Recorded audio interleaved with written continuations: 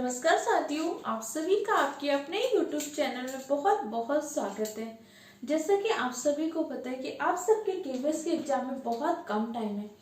आप सबको इसी टाइम का यूटिलाइज करना है, अच्छे से पढ़ाई करनी है।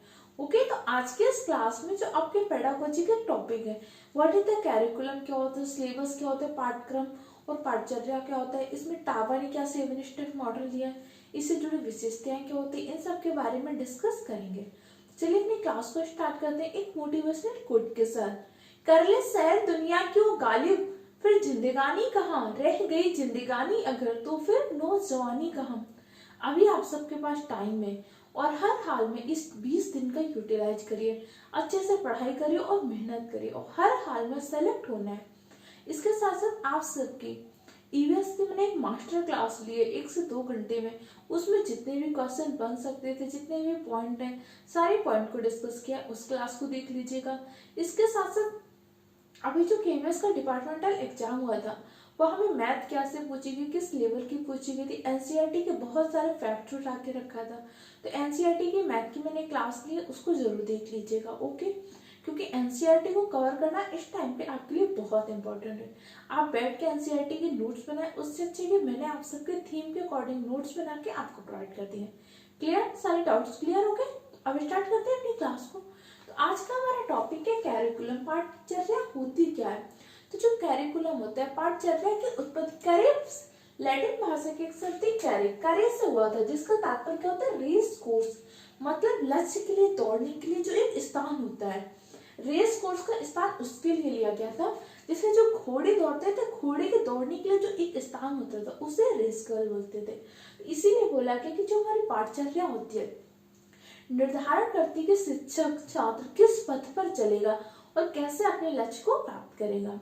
पाठचर्या और पाठ्यक्रम में अंतर क्या होता है, जैसे विकास के अंतर्गत वृद्धि आती, उसी प्रकार पाठचर्या के अंतर्गत आपका जो पाठ्यक्रम होता है, पाठचर्या क्या होती है, व्यापक होती है, जबकि पाठ्यक्रम आपका संकुचित होता है। जैसे एक ये पाठचर्या, तो इसी के अंतर्गत पाठ्यक्रम, क्योंकि पाठ्यक्रम सिलेबस के अंतर्गत हम सिर्फ शैक्षिक पक्ष रखते हैं, जबकि पाठचर्या के अंतर्गत शैक्षिक और शैक्षिक दोनों बच्चों का समावेश होता है। जैसे क्लास 6 में हमें इतने टॉपिक पढ़ाने हैं, इतने सब्जेक्ट हैं और इतने टॉपिक पढ़ाने हैं, तो ये हमने क्या कर लिया, डिसाइड कर लिया कि ये हमारा सिलेबस होगा। उन टॉपिक को कैसे पढ़ाना है, उन टॉपिक के साथ कौन कौन से एक्टिविटी करानी है या अन्य विभिन्न प्रकार की गतिविधियां करानी, कब कौन सी गतिविधि करानी, ये सारी चीजें जिसमें वो क्या होती है आपकी पाठचर्या। अब जैसे आपको पता है, अभी आपका 26 जनवरी को गणतंत्र दिवस मनाया गया, तो आपका सिलेबस में नहीं लिखा कि मैं 26 जनवरी को गणतंत्र दिवस मनाएगा, लेकिन आपकी पाठचर्या में इसका उल्लेख है कि हमें विभिन्न सांस्कृतिक उत्सव मनाने हैं, विभिन्न ऐतिहासिक उत्सव मनाने हैं। जैसे बसंत पंचमी आया था, तो बसंत पंचमी के स्कूल में सरस्वती पूजा करवानी है, आपकी लोहड़ी से पहले स्कूल में बच्चों के लिए फंक्शन ऑर्गेनाइज कराना है। इन सब चीजों को उल्लेख आपकी पाठचर्या में होता है। अब जैसे हमें कहाँ से, जैसे कोई टॉपिक है, किस टॉपिक को हमें एक्टिविटी द्वारा सिखाना है, कहाँ पे बच्चों को हमें कहीं भ्रमण पे ले जाना है, बच्चों को पिकनिक कब ले जाना है और कैसे ले जाना है, और टीचर ट्रेनिंग कैसे करानी है। जब तक टीचर ट्रेन नहीं होगा तब तक हम कैसे जो हमारी आकांक्षाएं पूरी कर पाएंगे। तो पाठचर्या आपका व्यापक होता है, जबकि पाठ्यक्रम एक संकुचित क्षेत्र होता है। पाठ्यक्रम के अंतर्गत सिर्फ शैक्षिक पक्ष होते हैं, जबकि पाठचर्या के अंतर्गत शैक्षिक और शैक्षिक दोनों पक्ष होते हैं। इस टाइम पे आप नोट्स बनाने पर ज्यादा फोकस मत करिए, आप जितनी सारी चीजें अपने माइंड में स्टोर कर सकते हैं कीजिए, क्योंकि जब एग्जाम हॉल में जाएंगे अपने सिर्फ इस माइंड के साथ जाएंगे, कोई नोट्स नहीं जाएंगे, कुछ नहीं जाएगा।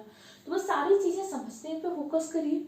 और बहुत सारे नोट्स मैंने आपको टेलीग्राम चैनल पे प्रोवाइड किया, ईवीएस के आपका प्रैक्टिस सेट प्रोवाइड किए जा रहे हैं, मैथ के बहुत सारे नोट्स, उस टेलीग्राम चैनल को जरूर ज्वाइन कर लीजिएगा। तो पाठ्यक्रम क्या होता है, पाठचर्या क्या होती है, आप समझ चुके। अब आगे डिस्कस करते हैं एक परिभाषा, कनिंघम के अनुसार परिभाषा। कनिंघम ने कहा कि पाठचर्या से तात्पर्य होता है कलाकार के हाथ में एक उपकरण जिसमें सामग्री को स्कूल के लक्ष्यों उद्देश्यों के अनुसार ढालते हैं। यहाँ पे आपका कलाकार कौन है, तो कलाकार है आपका टीचर, वही तो क्या करता है, बच्चों को ढालता है। जैसे फ्रोबेल ने क्या बोला था, फ्रोबेल ने कहा था कि बच्चे माली हैं, बच्चा मतलब बच्चे वहां के पौधे हैं, फूल हैं, जबकि शिक्षक क्या है, माली है। हमारे एनसीएफ क्या कहते हैं, टीचर हमारा सुविधादाता है, मतलब टीचर को बच्चों के ज्ञान निर्माण में सहायक होता है। एनसीएम किस उपागम पर बल देता है? तो एनसीएम आपका रचनात्मक संरचनावाद पर बल देता है। इन सारे पॉइंट को ध्यान रखिएगा, क्योंकि व्यवहारवाद, संज्ञानवाद, संरचनावाद आपको दिया हुआ है। डायरेक्ट आपसे ऐसे नहीं क्वेश्चन पूछेगा कि पावला ने किस पर प्रयोग किया, पावला का कुत्ता, थानटाइप की बिल्ली, स्किनर का चूहा, कबूतर, ऐसे क्वेश्चन केवीएस नहीं पूछना। केवीएस आपके अंडरस्टैंडिंग बेस्ड क्वेश्चन पूछता है। अगर इस टाइम पे आपने रटने पे फोकस किया तो आपका बहुत लॉस होगा। इस टाइम पे आपको बस समझ पे विकसित करना है। जैसे एनसीएफ ने कहा क्या कि टीचर को क्या बनना है? सुविधादाता। और टीचर क्या करना है? सिर्फ बच्चे को ज्ञान निर्माण में सहायता देना है, एक वातावरण बनाना है। मतलब ज्ञान का सक्रिय निर्माण कौन करेगा? बच्चा। बच्चा क्या कर रहा है? रचना कर रहा है। तो किस बात से जुड़ा हुआ है? संरचनावाद से। ऐसा आपको चीजें समझनी है। ओके, इसके अलावा सामग्री, यहाँ पे सामग्री किसको बोला गया? सामग्री है आपके छात्र, आपके स्टूडेंट, उन्हीं का तो निर्माण करना है, उचित भविष्य का, उनका सर्वांगीण विकास करना है। सिर्फ शैक्षिक पक्ष का नहीं, हमें शैक्षिक और शैक्षिक दोनों बच्चों को सर्वांगीण विकास करना है। जैसे आपके सीसीई आया था, सीसीई में भी हमने बोला है ना सतत व व्यापक मूल्यांकन। सतत का मतलब होता है निरंतर, लगातार मूल्यांकन करना है। ऐसा नहीं कि सिर्फ एक बार वार्षिक परीक्षा ले ली, हमें बीच बीच में यूनिट टेस्ट लेते रहना है, एफएल लेते रहना है, हाफ ईयरली एग्जाम ले लेते हैं, एनुअल एग्जाम। एक तो समझ में आएगा कि बच्चे को चीजें कहाँ पे समझ नहीं आई, उस अधिकतम त्रुटि को भी दूर कर पाएंगे और बच्चों के मन में भय नहीं होगा और धीरे धीरे बच्चे तैयार कर लेंगे। ओके, आगे देखते हैं। आगे पाठ्यक्रम और पाठचर्या में बेसिक अंतर क्या होता है, कुछ पॉइंट समझ लीजिए। जैसे पाठ्यक्रम मुख्य रूप से शैक्षिक पद पर आधारित होती है, मतलब आपके कंटेंट विषय वस्तु पर आधारित होते हैं, इसीलिए पाठ्यक्रम को क्या बोलते हैं? एक आयामी बोलते हैं। जबकि पाठचर्या क्या होती है? आपकी बहुआयामी, मल्टी डायमेंशंस होती है। इसमें आपका शैक्षिक पक्ष भी शामिल है, सह शैक्षिक पक्ष शामिल है। कोई बच्चा सिंगिंग करना चाह रहा है, किसी के लिए एक्टिविटी ऑर्गेनाइज कर रहा है, तो कहीं हम मैच का कंपटीशन करा रहे हैं, कहीं रेस का कंपटीशन कर रहे हैं, डिफरेंट टाइप की चीजें कर रहे हैं।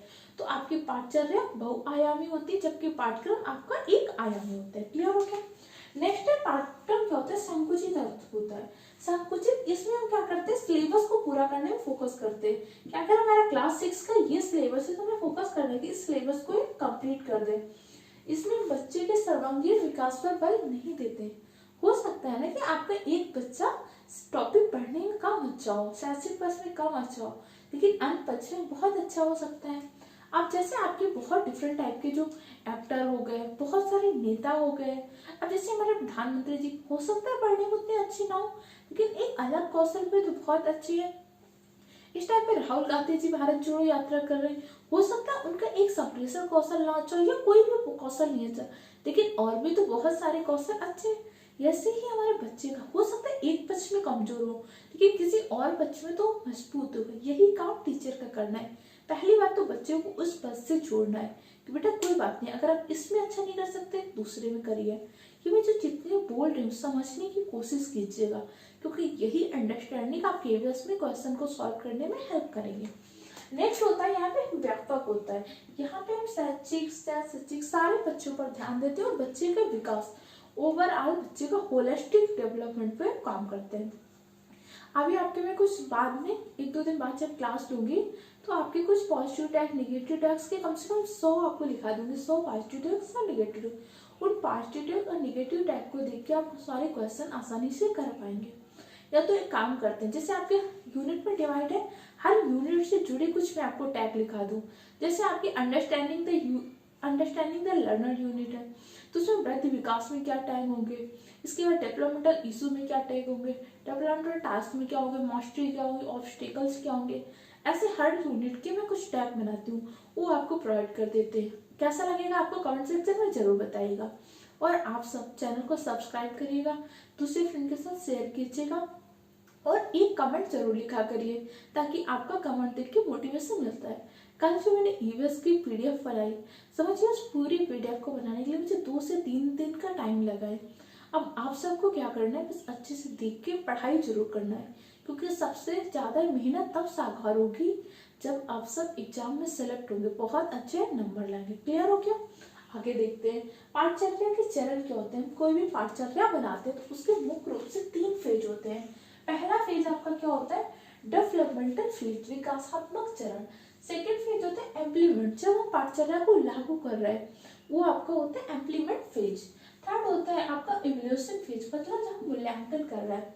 विकासात्मक चरण, जब हम अपने कैरिकुलम पाठचर्या का निर्माण कर रहे हैं तब हमें पता होना चाहिए कि हम इस पाठचर्या का निर्माण क्यों कर रहे हैं, किस स्टैंडर्ड के बच्चों के लिए कर रहे हैं, इसका उद्देश्य क्या होगा, इसके साथ हमें क्या करना है, बच्चे के सर्वांगीण विकास को ध्यान में रखना है। बच्चे की रुचि, उसकी क्षमता, उसकी योग्यता, आयु, इन सब चीजों के अकॉर्डिंग ध्यान रखना है। अब आप मान लीजिए पीआरटी के लिए, प्राइमरी लेवल के बच्चों की कैरिकुलम बना रहे हैं पाठचर्या, तो आप ऐसा तो नहीं करेंगे कि आप 10th लेवल की कैरिकुलम उठा के दे देंगे, चलिए यही कैरिकुलम रख देते, नहीं। हमें निर्माण करते समय सारी चीजों का ध्यान रखना होगा। तो ये पाठचर्या का कौन सा फेज होता है, डेवलपमेंटल फेज होता है। ओके, नेक्स्ट होता है आपका इम्प्लीमेंट फेज, जब हम पाठचर्या को लागू करते हैं। जब पाठचर्या को लागू कर रहे हैं तो हमें पता होना चाहिए कि जो हमारी पाठचर्या है क्या व्यवहारिक पाठचर्या है, क्या इसका हम व्यवहार में यूज ला सकते हैं। ऐसा तो नहीं कि हमने पाठचर्या कह दिया कि हम बच्चों के काम करेंगे, एक बहुत अच्छे वहां लेके घुमाने जाएंगे, हम बच्चों भ्रमण के लिए सिक्किम लेके जा रहे हैं और वो पाठचर्या है कहाँ पे, आप राजस्थान में रहते हैं, ठीक है, आपका स्कूल राजस्थान में, आपने कहा कि ऐसा करेंगे हम बच्चों को घुमाने के लिए सिक्किम लेके जाएंगे। अब सोचिए क्या व्यवहारिक रूप से सही है, नहीं सही है, तो हमारी पाठचर्या व्यवहारिक रूप से होनी चाहिए। अब मान लीजिए जैसे केरल में बहुत सारे बच्चे क्या होते हैं नाव से स्कूल आते हैं, जैसे वहाँ पे प्रयोग भी कहा जाती है, फेरी, फेरी एक प्रकार की नाव होती है। अब वहाँ पे जैसे नदी है, इसको पार करने के लिए बच्चे फेरी के द्वारा आते हैं। यहाँ पे पहली जो आपकी बोट चलती है वो चलती है 9 बजे।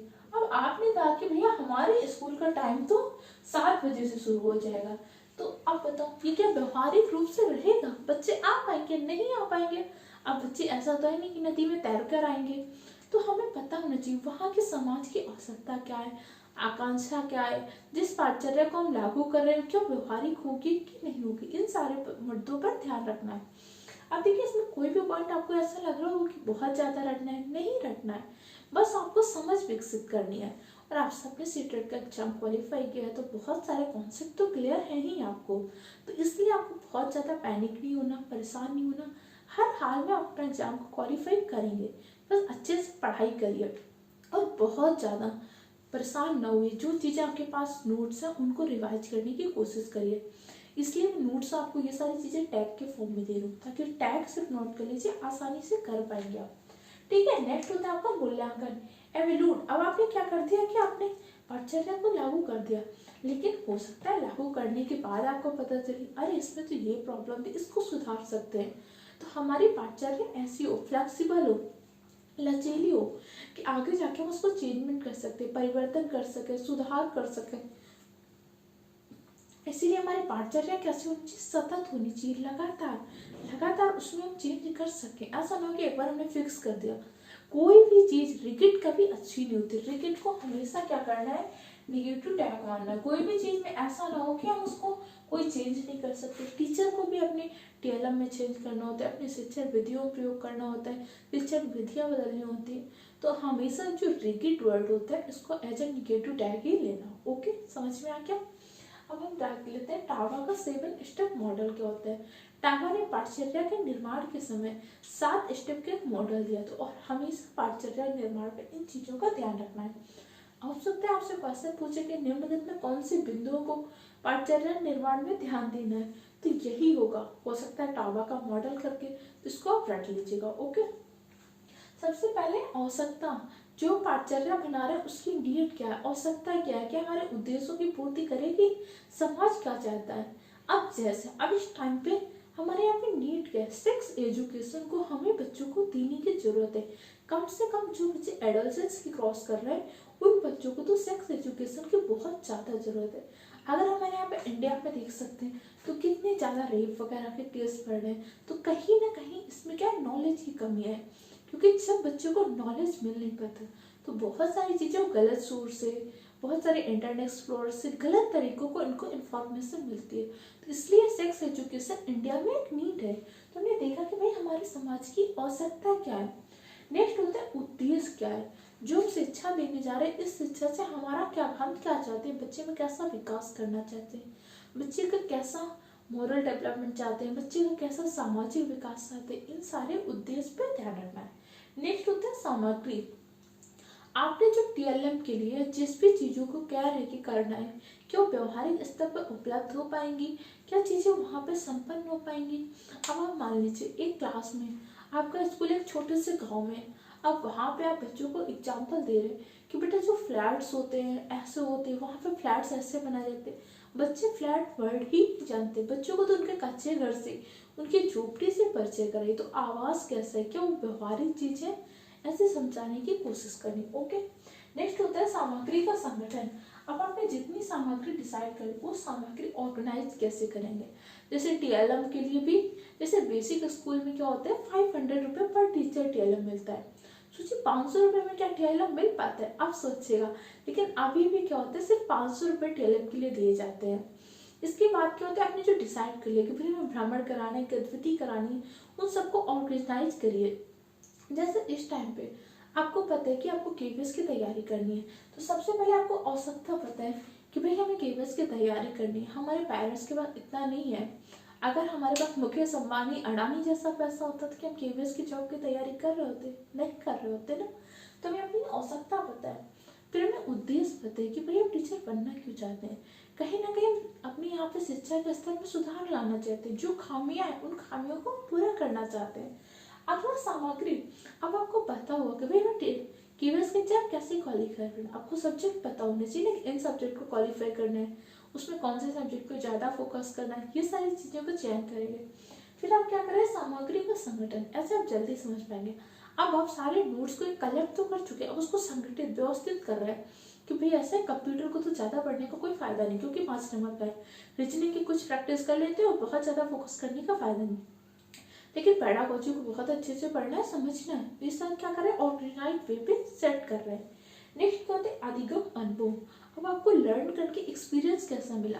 अब जैसे आपने मुझसे ये टॉपिक पढ़ा, आपको चीज़ें समझ में आई कि नहीं आई, आपका एक्सपीरियंस आपको हेल्प करेगा। अब आपको चीज़ें समझ में आएंगी तो आपको नहीं ऐसा करते हैं, जो यूनिट मैम ने और पढ़ाई है उन सारे यूनिट को देख लेते हैं, क्योंकि मैम सिर्फ टैक्स से पढ़ा रही हैं, पूरी थ्योरी नहीं पढ़ना।